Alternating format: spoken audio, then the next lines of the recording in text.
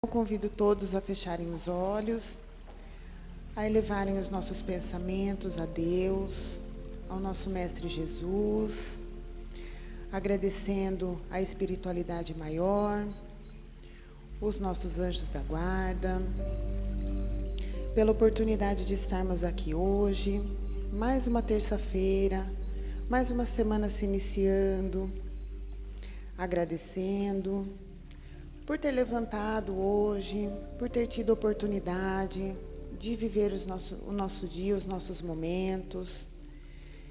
E todos os nossos sentimentos que não tenham sido tão agradáveis, que possamos deixar lá fora, ou até mesmo deixar fluir, deixar ir embora. Agradecer a Deus pela oportunidade boa e não boa dos nossos dias, né? E também agradecer e ter orgulho da gente de ter escolhido estar aqui hoje, né? Para elevar nossa alma, para modificar os nossos pensamentos, as nossas atitudes e ouvir a palestra de hoje, tudo que o Fábio vai nos ensinar, para que possamos levar para a nossa semana, para que possamos melhorar a nossa forma de pensar, de agir e que possamos ser pessoas melhores, um pouquinho a cada dia. E agradecer mais uma vez a Jesus por essa oportunidade e pedir que Ele nos abençoe, nos ampare, nos conceda fé, paz e amor no coração. Que assim seja, graças a Deus e graças a Jesus.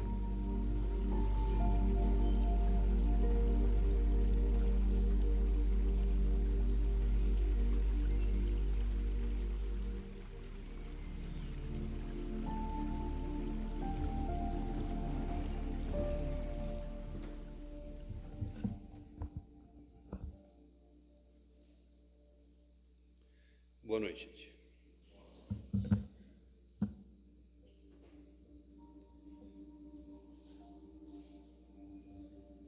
Boa essa musiquinha, né? Dá um embalo, assim. A gente inovar um pouco, fazer uma meia hora de meditação, em vez de fazer uma palestra, assim, ficar todo mundo meditando, ouvindo isso aqui. Pode ajudar, né, a gente a dar uns avanços, né, em termos conscienciais, em termos vibracionais, né? Bom, hoje, primeiro passo, falando do capítulo 4 do Evangelho segundo o Espiritismo. Ninguém pode ver o reino de Deus se não nascer de novo. Alguém já leu esse capítulo? A passagem de onde foi tirado esse título? Está aqui, livro de João, capítulo 3, que retrata o encontro de Jesus com Nicodemos. Então, para quem não lembra, para quem ainda não leu, Nicodemos, que era um dos doutores da lei, rabino, integrante do Sinédrio, que era o mais alto conselho da religião judaica, lá em Israel, intrigado, né, com as notícias sobre o Cristo, decidiu procurá-lo para saber do que se tratava, para saber o que ele trazia de novo e por que causava tanto alvoroço. Então, ficou retratado nesse pequeno trecho de João uma parte dessa conversa, porque a conversa deve ter sido muito longa. Então, e nessa parte, Jesus explica para Nicodemos o mecanismo que faz o espírito evoluir, ou seja, a reencarnação, dizendo para Nicodemos: em verdade vos digo, ninguém pode ver o reino de Deus se não nascer de novo. E a ideia pareceu tão absurda para Nicodemos, né, que ele não conseguiu imaginar que seria a reencarnação. Ele chega a perguntar para Jesus: como que isso pode acontecer? Um homem adulto reentrar de novo no ventre da sua mãe? A questão física, né, a compreensão de Nicodemos estava presa à matéria, né, ao corpo. Era justamente disso que Jesus não tratava, do corpo, ele está falando do espírito. E aí a lição que ficou, uma lição que não é fácil de digerir, uma lição que não é fácil de assimilar, porque para tratar disso, para fazer essa assimilação, é preciso abrir mão de muitos interesses, é preciso deixar de lado muitas vontades próprias, muitas concepções individualistas, que são muito arraigadas em nós. Para a gente dar uma pequena ideia de como isso é difícil, um dos planos iniciais, né, porque não é único, né, então sempre a espiritualidade trabalha com planos B, C e D. A ideia é fazer funcionar e realmente funciona. Quando a revelação espírita foi apresentada a Kardec, na metade do século XIX, ele passa a fazer suas pesquisas, coletar os princípios através das consultas reiteradas aos espíritos superiores que o frequentavam, e formatou seu primeiro conjunto de ensinamentos baseados nessas informações, o Livro dos Espíritos. A ideia era de que esse conjunto de informações transformadoras se desenvolvesse nos Estados Unidos. Tanto que, concomitantemente a Kardec, surge, aliás, antes de Kardec, 2 anos antes de Kardec conhecer as mesas girantes, em 1850. Em 1848 surgiram as irmãs Fox, nos Estados Unidos, médiums, que eram médiums de grandes efeitos. E aquilo chamou a atenção do povo americano, que também é chegado num pouco de show, né? Então a questão da mediunidade era uma coisa muito marcante. E aquilo chama a atenção. Então o terreno estava arado para que a ideia da reencarnação e a própria doutrina, né, fosse trasladada para os Estados Unidos. Um campo fértil para progredir em termos globais. Por que não vingou nos Estados Unidos? Chegou a ser levado para lá, mas não vingou. O espiritismo não vingou lá. A mediunidade, sim, como uma atividade profissional. Existem médios profissionais lá nos Estados Unidos. É outra coisa. Mas em termos de espiritismo, no objeto do espiritismo, a questão do estudo da moral cristã, da evolução do espírito através da prática, o entendimento da prática da moral evangélica. Isso não vingou lá. E por quê? Porque os americanos recusavam a ideia de poder reencarnar como negros. 1860, 1870, final do século XIX. Estava ali às portas de começarem uma guerra civil por causa da escravidão. Metade do país apoiando manter a escravidão. E foi uma guerra muito sangrenta. Foram 5 anos de guerra civil. E eles não aceitavam essa ideia. E como se fosse possível isso, eu não aceito essa ideia, então eu repilo ela e ela não existe mais. Então não se fala de reencarnação nos Estados Unidos. Para a gente também é assim, é muito difícil.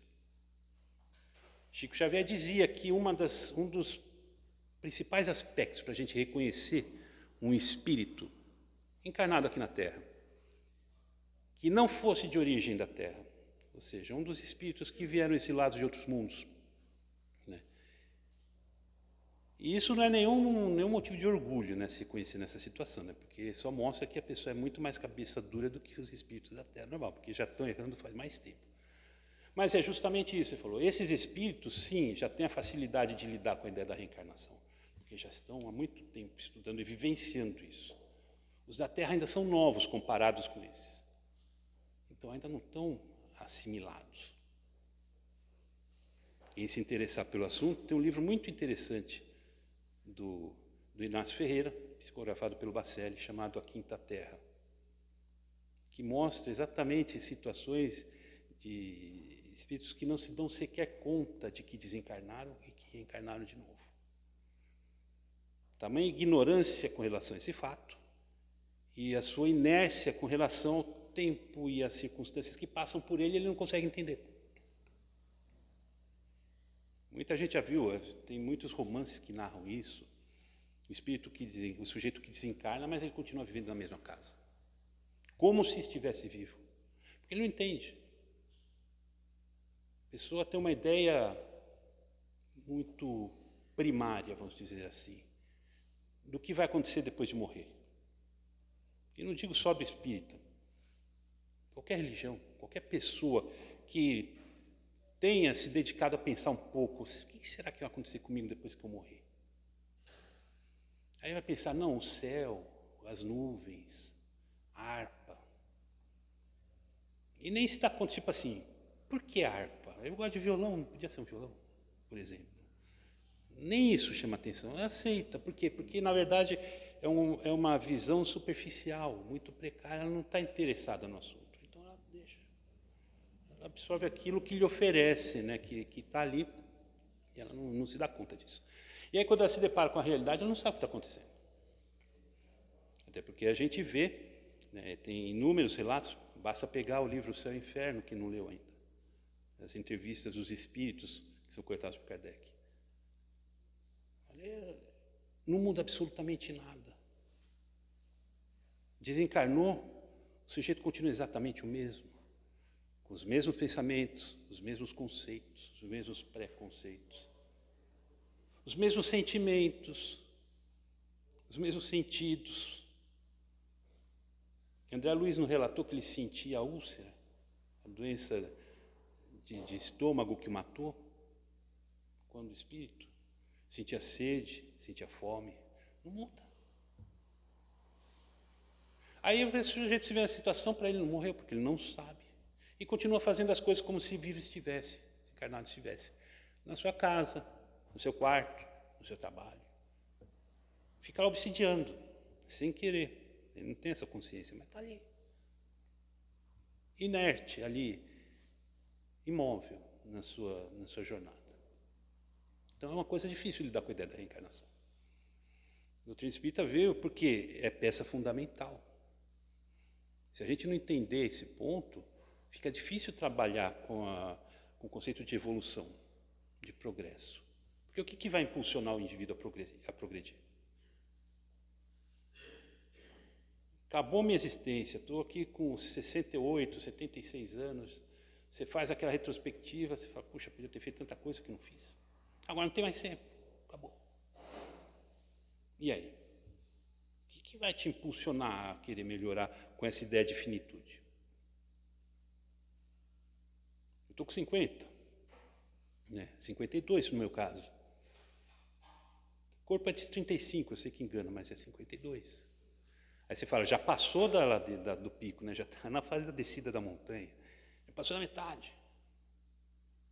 Se eu não consegui até agora, o que faltando 30 anos, 20 anos vai saber? O que eu vou conseguir? Então não tenha, falta alavanca para o indivíduo se apoiar e se impulsionar. A reencarnação funciona justamente com isso. Para entender os processos que fazem com que o espírito concretize a sua evolução. Então está aqui. Ninguém pode ver o reino do céu se não nascer de novo. Então, entendendo essa ideia do Cristo, trabalhando com ela, tudo bem, a reencarnação é uma realidade. Então todos nós reencarnamos. A conclusão lógica de entendermos isso no contexto de seres humanos que somos é chegar à conclusão que se eu reencarno, todos nós reencarnamos. Logo, todos nós estamos então habilitados a ver o reino dos céus. O reino de Deus, como Jesus colocou. Aí vem a pergunta, Kardec não fez, mas está implícita. É isso? Será? É a mesma coisa daquela outra passagem de Jesus das bem-aventuranças, quando ele fala assim, bem-aventurados os aflitos, porque serão consolados. Você fala, opa, então toda a humanidade será bem-aventurada, é bem-aventurada. Porque todo mundo é aflito em algum grau. Todo mundo, não tem ninguém nessa terra que esteja encarnado e que viva uma vida, uma existência sem algum tipo de aflição. Então, somos todos bem-aventurados? Não. Não, aliás, o grau é menor. É um percentual e não é um percentual alto. Por quê? Porque não é a questão de você passar por aflições que vai lhe habilitar a ser um bem-aventurado. é a forma como você as enfrenta. É a resignação. É a confiança na providência divina, mesmo diante dos tropeços que parecem intransponíveis, porque não são intransponíveis. Não há tropeço intransponível. Então é uma questão interior. É a forma como isso me afeta. É aí que a gente vê o bem-aventurado e aquele que ainda está por se candidatar. Com a questão da reencarnação também. Não é porque a gente nasce de novo que a gente vai ver o reino de Deus. Não é. Não é porque reencarnamos que estamos, então, já com o nosso ticket na mão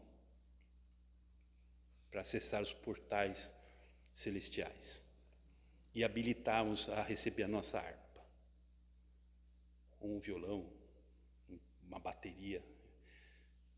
É uma discriminação não ter bateria nessas horas, né? Ninguém cogita disso. Um instrumento tão bacana, ninguém leva em conta isso, um demérito. Aí a gente tem que entender, então, por que funciona a reencarnação, para que serve. A gente vai achar isso no Livro dos Espíritos. O Livro dos Espíritos tem alguns capítulos que se dedicam exatamente a estudar o tema específico. A gente vê aqui no livro 2, Mundo Espiritual dos Espíritos, capítulo 4, Pluralidade de Existências. E aí, uma série de perguntas sobre a reencarnação. Então, a partir da questão 166 em diante, a gente vai estudar especificamente isso. E Kardec, discorrendo mais de 30, 40 perguntas sobre o tema, sobre mais variados enfoques. A gente retira a suma, né, a essência do que ele consegue de informações para trazer para nós. Qual a finalidade da encarnação? Progresso. Puro e simples, progresso. Por que a gente encarna? Progresso. A gente vai ter quantas encarnações, então? As que forem necessárias para progredir. Para atingir, não um nível X de progresso, para atingir o nível de perfeição, que a perfectibilidade é uma das características essenciais do espírito. Ele é criado para ser perfeito. E ele vai chegar a essa perfeição. Não importa quanto tempo isso leve. Daí porque não existe um número de reencarnações. Reencarnei 15 vezes, o outro 150, o outro 1.500, não interessa. É quantas forem necessárias. Vai reencarnar. Porque é aqui que a gente concretiza o nosso progresso, a nossa evolução. Mas e se eu me dedicar a estudar lá no plano espiritual, porque tem escolas, tem faculdades, tem instrutores muito mais elevados do que os instrutores da Terra, por sinal. Eu posso me dedicar lá, eu me esforço, eu me matriculo em todos os cursos necessários. Inclusive, deve ter o IUB espiritual, para quem é dessa época, Instituto Universal Brasileiro Espiritual, a versão espiritual. Faço também, estudo. Não adianta. Aliás, Kardec, os espíritos foram muito claros para Kardec quando ele sugere essa possibilidade, né? E se eu continuar com o espírito, em vez de reencarnar, pode progredir lá? Não. O espírito estaciona. Isso é contra a ideia do progresso, totalmente contrário à ideia do progresso, que move a questão da reencarnação.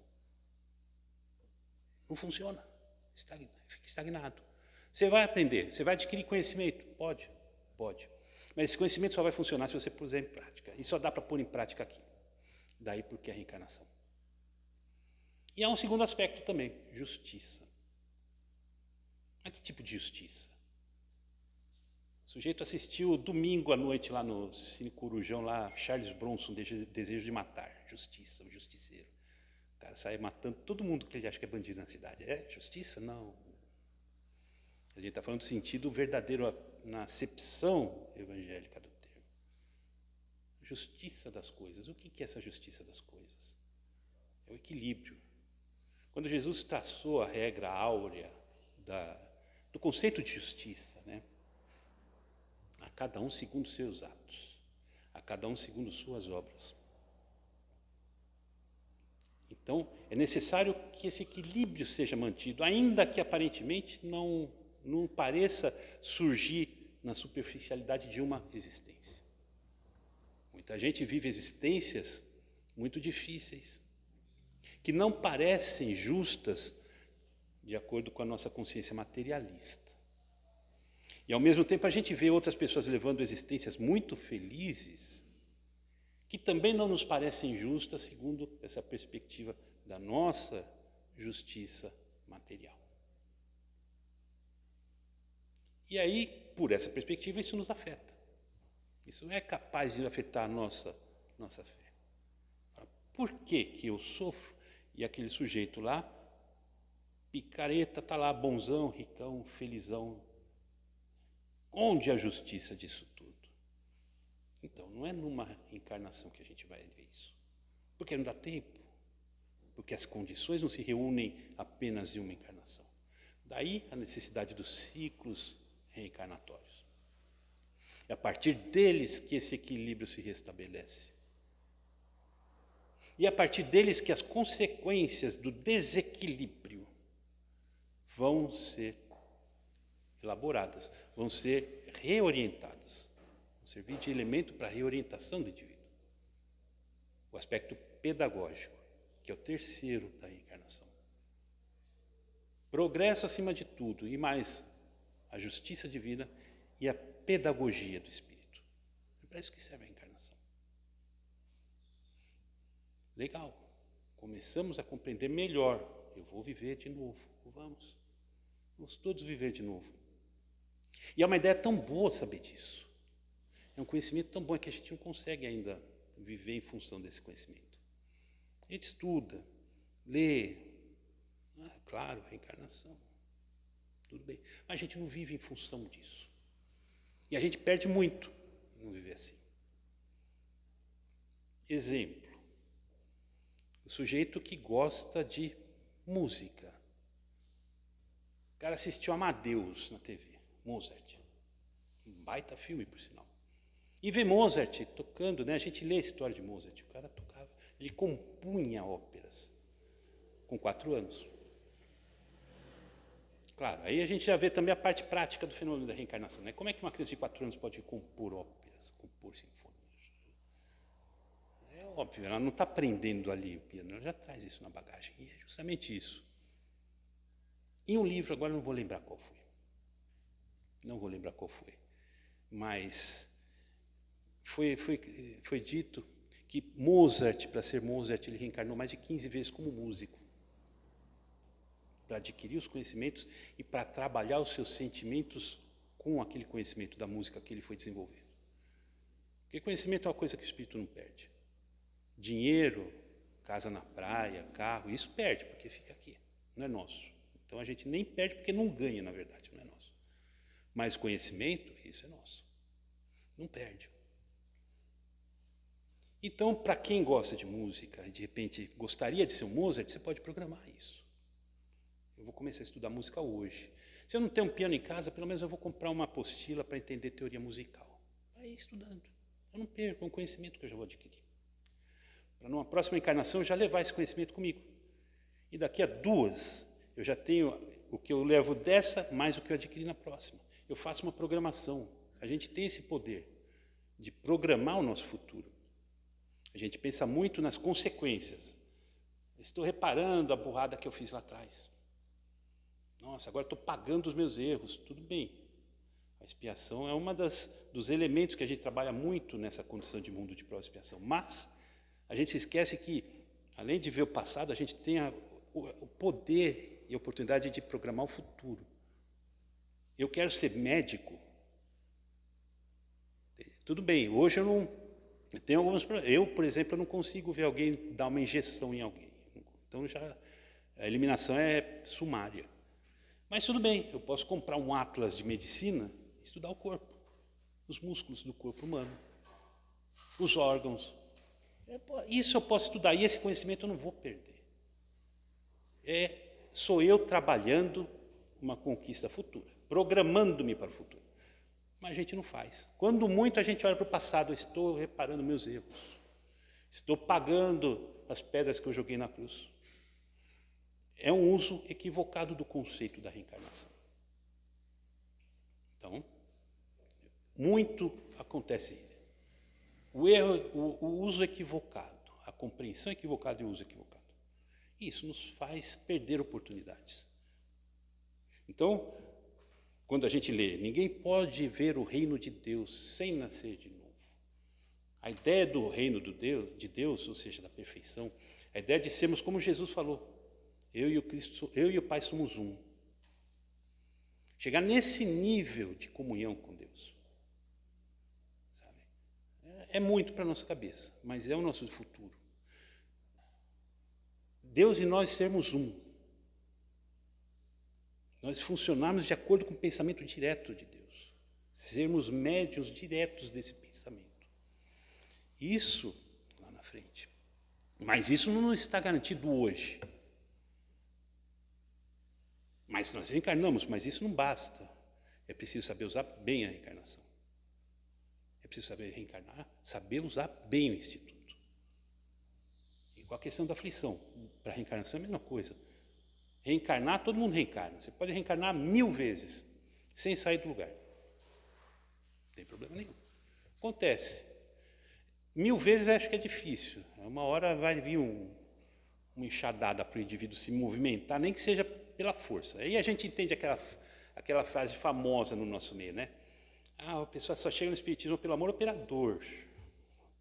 Ninguém chegou pelo amor aqui. Nenhum de nós ainda aprendeu a efetivamente amar. Então, sobra a dor, né? Aí todo mundo a dor, né? Por quê? É o cutucão do enxadão na gente, para fazer a gente andar. Uma hora chega. Agora, você pode viver N encarnações e não vai adiantar nada. Não vai ser do lugar se não souber entender para que ela serve e souber executar direito. Aí a gente vai encontrar, então, uma recomendação muito forte para a gente poder aproveitar isso. Então, um pouquinho mais adiante no Evangelho segundo o Espiritismo. Capítulo 6. Capítulo 6, que tem como título o Cristo Consolador. O Cristo que consola, porque as nossas dúvidas, as nossas ignorâncias, as nossas incertezas, Ele as elimina. E também, quanto a isso, Ele vai nos eliminar. Através do seu preposto maior, o Espírito de verdade que, penso eu, e muita gente pensa também, embora tenha discussão, mas que é João Batista, aquele que veio aplainar as veredas do Senhor, preparando a vinda do Cristo. Aí ele tem uma instrução muito bacana nesse capítulo 6. E ele esclarece o perigo que a gente vive na Terra em função das desinformações às quais a gente se submete. Por exemplo, a gente vai buscar a igreja. Quando a gente se orienta a partir da perspectiva espiritual, onde eu vou encontrar subsídios, então, para crescer nessa direção? Em uma casa que trate de coisas espirituais. Não é no banco que a gente vai encontrar isso. Então, você procura uma igreja. Ou qualquer outra filosofia que tenha um objetivo, uma finalidade espiritualista. Mas muitas coisas foram distorcidas, porque, embora elas tenham essa finalidade, elas são governadas por homens. E homens falham porque eles ainda não conseguem submeter os seus interesses pessoais, o seu personalismo. Então, entre a doutrina do Cristo, que surgiu lá em 2000 anos atrás, e o que se tornou, e o que se extraiu dela para se constituir, por exemplo, os princípios da Igreja Católica, muita coisa foi distorcida. E quando a gente estuda a história, a gente vê por quê e como que isso aconteceu. Quando você pega esses mesmos princípios do Cristo, 2000 anos atrás, e que, interessante, são os mesmos das religiões mais antigas, porque o Cristo sempre foi, né? Antes de Abraão surgir, Cristo já era Cristo. Ele fala isso no Evangelho. São os mesmos. Eles falam, puxa, aqueles princípios, aquele grupo que vive ali na casa do caminho, vivendo aqueles princípios, e os que vieram hoje, são aplicados hoje, por exemplo, em filosofias evangélicas, neopentecostais e tal. Muito já foi distorcido. Não é que eles estejam com base numa ideia diferente. Não, a base é o mesmo Evangelho. Se você peneirar ali, se você for, você vai encontrar a mesma base e funciona para todos. Mas a forma foi distorcida. E quanta gente não se perde porque acha que está seguindo algo certo e na verdade não é certo. Com a ideia da reencarnação é a mesma coisa. A gente tem que aproveitar o tempo, carpe diem, aquela ideia do só se vive uma vez, né? A gente sabe que isso não é verdade, mas e se não tiver outra chance? A gente acredita no Espírito, mas e se de repente não for assim, do jeito que a gente imagina? A gente abre mão das coisas da terra, a gente vai ver mal aqui, vai ver mal lá. Então, tem que haver um antídoto, tem que haver uma vacina. O Espírito da Verdade, ele falou isso. Né? Do advento do Espiritismo como a terceira revelação, a promessa do Cristo. Está lá no livro de João. Mas aí ele começa.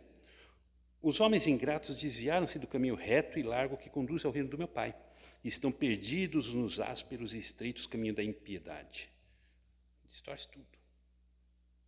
Então você troca, por exemplo, aquela coisa de eu vou me transformar, vou procurar praticar no meu dia a dia aqueles conceitos que o Cristo ensinou do amor e da caridade.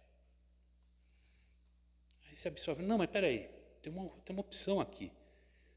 Se eu me confessar na igreja toda semana e tomar hóstia, beleza, meus pecados são quitados. Pelo menos até aquela semana, né? Se na semana seguinte eu acrescentar mais algum, eu vou de novo quito. Não preciso mais me reformar, basta ir lá na igreja confessar. Ou então, peraí, isso aqui eu posso fazer isso, mas também posso, em substituição, dar 10% para o pastor. E pago, como se pudesse comprar o direito ao reino de Deus. Aí a decepção de chegar do outro lado e falar, você fez errado. Mas eu achava que não, está errado. Isso não funciona. Então, João Batista adverte. Homens fracos, que compreendei as trevas de vossas inteligências, não afasteis o facho que a clemência divina coloca entre vossas mãos para iluminar vosso caminho e vos conduzir, filhos perdidos, ao regaço de vosso Pai. Olha, fracos somos, porque a gente ainda está na 10 expiações, é o segundo degrau, ordem inversa, né, do último para o primeiro, é o segundo. Aqui. Está aqui, a gente está aqui ainda, nossa escala moral é aqui. Estamos por começar, estamos por crescer.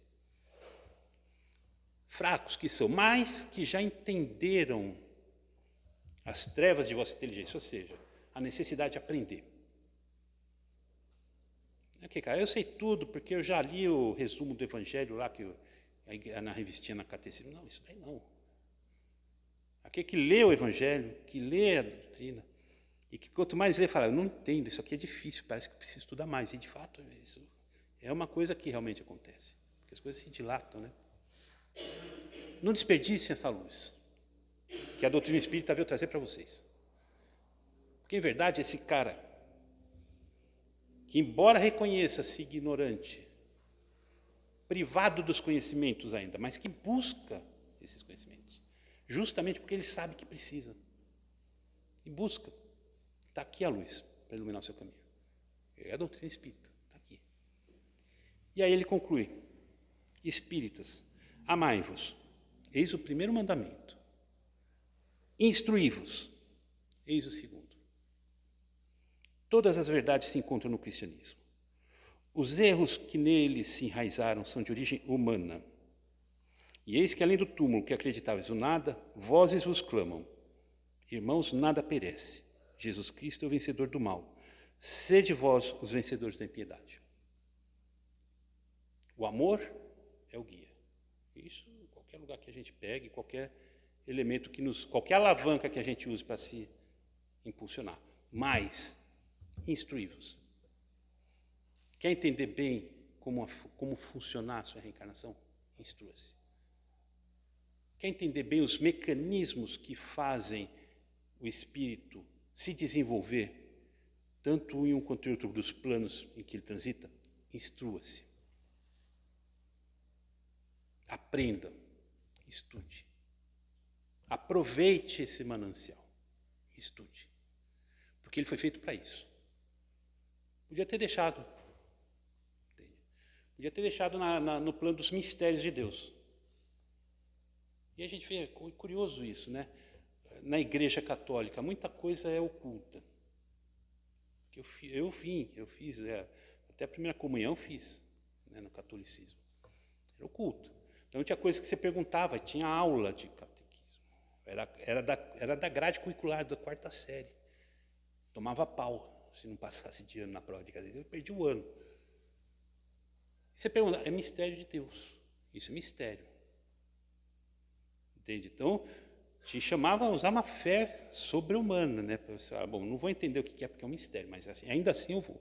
E mesmo assim a gente vê grandes luminares, grandes espíritos que pontificam com base na doutrina católica. Mas como que eles conseguiram? A gente precisa estudar. Eles já têm essa intelectualidade desenvolvida, porque eles já conseguem sentir. Com o Evangelho já poderia sentir. A gente já podia sentir. O que aconteceu? O Evangelho caiu nas mãos dos interesses humanos e foi distorcido e foi deformado. E na nossa comunidade a gente aceitou isso, porque era um negócio bilateral. Atendia a eles que deformavam e atendia a nós também que podíamos ficar na nossa zona de conforto. Agora não, está aqui o conhecimento para vocês. Está aqui a luz que vai iluminar o caminho de vocês. Então, estudem. E é isso que a gente precisa buscar. Conhecer, aprender, estudar. Absorver isso. Porque do contrário, como é que eu vou funcionar? Como é que eu vou acertar na encarnação? Eu poderia fazer como do exemplo do catolicismo que eu disse, que eles conseguiram fazer isso a partir daquela coisa nebulosa dos mistérios, mas que parte de uma base do ensinamento direto do Cristo. Mas a gente não tem essa base. Se já tivesse, a gente já estaria vivendo ela. Começar do zero agora não vai funcionar. Daí porque veio a revelação, a 3ª revelação. Então, gente, quando a gente pede, a gente fala, né, que eu digo a casa espírita, o espiritismo, né, estudar, buscar aprender e tal, né, não é uma questão de sabe, orgulho intelectual. Vamos saber quem sabe mais um concurso, não é disso. É porque é necessário. É necessário para aprender. Não adianta a gente vir aqui, ficar meia hora aqui, porque meia hora aqui a gente não aprende nada. Isso aqui é só para dar um temperinho, assim, para despertar o sabor, despertar a fome para buscar depois a refeição principal. Vamos buscar. Sabe, é para isso. Façam de conta que é o manual de instrução do Galaxy G50, sei lá qual que vocês compraram agora no Natal. Precisa ler, né? Cada vez mais, um manual cada vez mais grosso para entender como é que funciona. É a mesma coisa, manual de sua existência, manual da sua reencarnação, manual da sua evolução, projeto evolutivo, está aqui. Estudem. Amai-vos e instruí-vos. Instruam-se. Porque sem instrução a gente não consegue nem amar. Nem amar. Então, fica o convite para vocês. Capítulo 4, capítulo 6 do Evangelho segundo o Espiritismo. Capítulo 2, livro 3, Livro dos Espíritos. Reencarnação. Absorver, entender. E fazer funcionar. Fazer funcionar. Através do estudo, da compreensão e da execução. Agradeço a paciência de vocês. Que vocês tenham uma excelente semana. E que Deus os abençoe a todos. Muito obrigado.